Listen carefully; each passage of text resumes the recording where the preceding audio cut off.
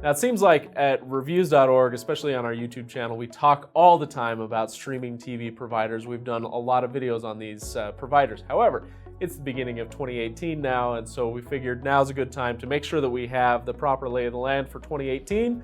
So I'm bringing in our new writer, Kyle, who is kind of looking at all these things fresh to see what he has to say about all these providers. Let's look at the best streaming TV providers for 2018.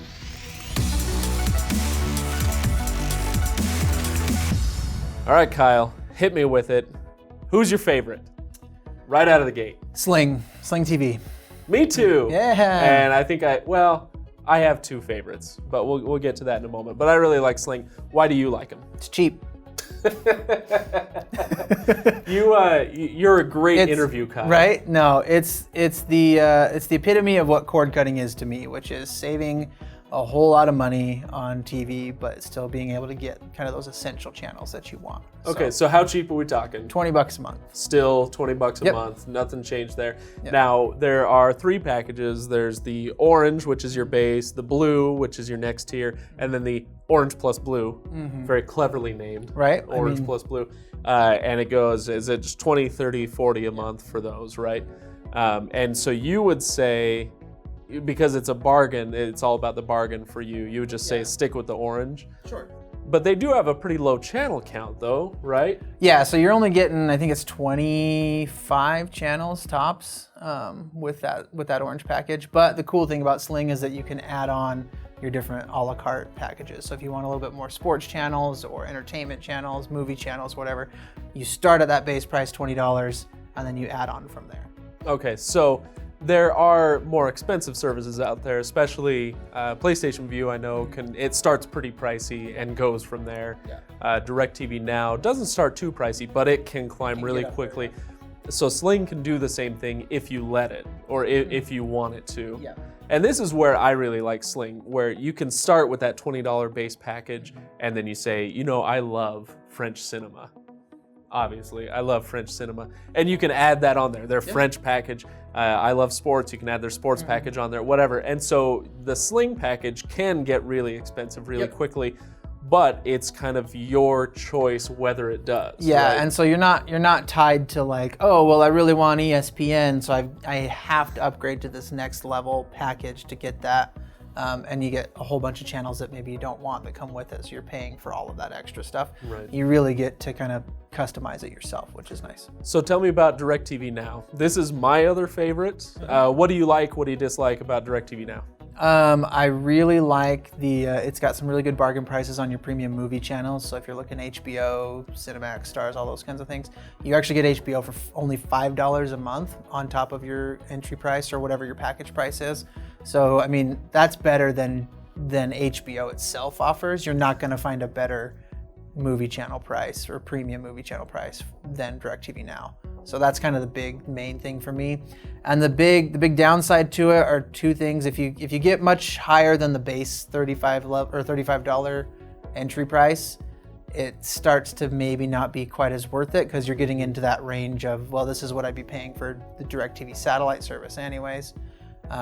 And then they don't have a cloud DVR. They keep advertising that they're going to have cloud DVR services, and it still hasn't come out. So DIRECTV Now people, I know you're going to see this. We've been waiting a long time. We're very excited about the cloud DVR. Kind of sick of waiting around. But honestly, right now it's kind of a kicker. It's like, well, it's an awesome service. I can get these premium movie channels. I can watch a bunch of sports or whatever, but I can't record anything. So it's one of those tipping points. Okay, all right. Well, now, as far as cloud DVR, let's go back for just a second to Sling. Sling does have a cloud DVR. It has its own limitations and strengths as well. Now, correct me if I'm wrong. $5 a month, 50 hours of storage. Yep. And you cannot record Disney. Cannot record Disney or ESPN. Any Disney channel. Any Disney entity, ESPN or Disney Channel stuff. Freeform, ABC, cannot record. ESPN, yeah, and so which is a bummer. Yeah, that really threw me off when I first tried their DVR. So, okay, good. Now I'm sorry. Now back to DIRECTV Now because I do want to talk about them a little more. Okay. One thing I just recently learned was that they've had a deal for a long time for AT&T unlimited mobile customers. because it's owned by AT&T. If you are an AT&T mobile customer and you have an unlimited plan, you can get DIRECTV Now for, it used to be $25 off every month. And so if you're on the lower tier, you're getting DIRECTV Now for $10 a month. Yep. That is pretty sweet. It's a killer deal. Now they just reduced that to $15 a month off. So it's a little bit less of an awesome deal. However, now we're going from 35 in the base package down to 20, which matches Sling's, but you have a much bigger channel count, right? And so if you are an AT&T mobile customer with unlimited data, that's probably your best bet. That's a huge selling point. Yeah, definitely right your best bet. Okay. So tell me about Fubo. Let's move on to Fubo. What do you like? What do you dislike? Fubo it's kind of like the DirecTV satellite of cord cutting, because it's all about sports. That's what it is. They really focus on, especially like international sports. So if you're a big soccer fan, if you're watching La Liga or anything like that, this is where you want to be, because you're going to get all access to sports channels, different soccer channels, and then the other cool thing is they cater Spanish language and Portuguese language. Yeah, they have packages for each of for those. that. Yeah, so if you're a Spanish speaker or Portuguese speaker. And it's probably it probably has the best cloud DVR that there is. Oh, really? You get 30, I think it's 30 hours of free storage, that just comes space, with any package. and then you can upgrade to 500 hours for $10 a month. So pretty big deal. The catch, if I recall correctly, the catch on that one is that your DVR recordings expire after, what is it, 7 days or 9 days? 7 to 9 days, something like that. Something like that. I think it's in the you can't article. keep it forever like you could with other services. It's not. I mean, it's not a full-on DVR like you would get with an Xfinity or a DirecTV. It's a cloud-based service, but even having that recording option, and especially having that many hours worth, it really puts it above, DirecTV Now for right now. So if I'm not a sports fan, if I'm especially soccer, I mean that's Fubo's big thing is watching soccer. If I'm not a huge soccer fan, would you recommend Fubo for anybody else? Probably not. I mean, if you're not big into sports, or if you're not looking specifically for Spanish language or Portuguese language entertainment, probably not. You're probably better with Sling or something else. Okay, all right. Now the last one on the list is PlayStation Vue. That's our other big one. What do you like? What do you dislike? The cool thing about PlayStation Vue is it looks and feels the most like a cable or satellite service, so you're not going to have that same jarring experience if you're canceling Xfinity or DirecTV or whatever and you're jumping over to PlayStation Vue. It feels like TV.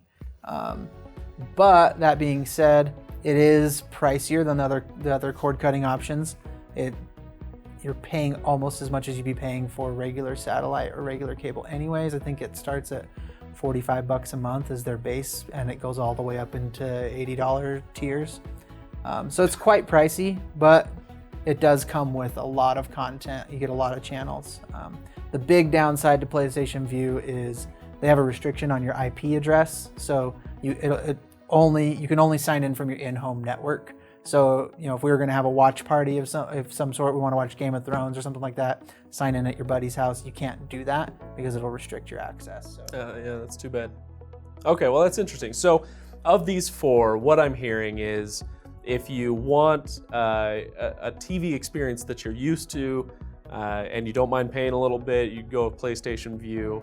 As I recall, they have really great picture quality, but you're going to be paying for it. Yeah, and one thing to note on PlayStation Vue is that you don't actually need a PlayStation console to have it. You can do it on your Roku. You can have it on your Roku or your Apple TV or something like that. They really ought to rebrand it Sony Vue or something. Yeah, something like that, because the marketing on it is really kind of confusing. That's probably the number one question we get is, can I get PlayStation Vue if I don't have a PlayStation? Right. Yes, you can. Yes, you can. Okay, so if you want sports, if you want international sports, if you are a Spanish speaker or Portuguese speaker, those things would say go to Fubo. And then my two favorites, Sling and DirecTV Now. If you're a bargain hunter, go with Sling. If you are bargain hunting for premium channels, go with DirecTV Now. And that's one of the reasons I say they're my other favorite. Especially if you're an AT&T mobile customer. Right. But even if you're not, and I'm not, I don't use AT&T mobile, but DirecTV Now is still really appealing to me because I love watching the shows on HBO and Starz and whatnot, and getting those cheap is a big draw. Yeah, like we said, $5 a month for HBO is unbeatable. Yeah. So, okay, and then, Sling for bargain hunters. Yep. I think that's about it. Anything else you want to add to any of those? No, I think that kind of covers it. Sling is kind of our overall pick, just because we're focusing more on that cord cutting, cutting the cost is most likely what people are looking for cord cutting. So that's what we're Makes going sense to me. All right, well, I want to know what you think as well. So hit the comments below. On your way, make sure you like and subscribe. Hit that bell icon so you can see the next discussion we have. Anyway, let us know what you thought, and we'll see you guys for the next video.